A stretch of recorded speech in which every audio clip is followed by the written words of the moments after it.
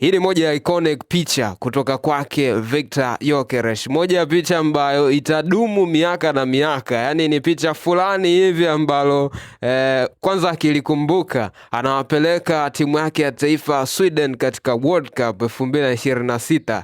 Alafu goli la dakika za jioni, then anapiga picha na staili yake ya ushangiliaji ya mask on na mashabiki pia nyuma yake. Kikundi cha mashabiki maelfu wameweka pozi lake la celebration yake ya goli. Bro, nyuma ya hii picha bana, kuna hii video kama unaiona hii. Yes.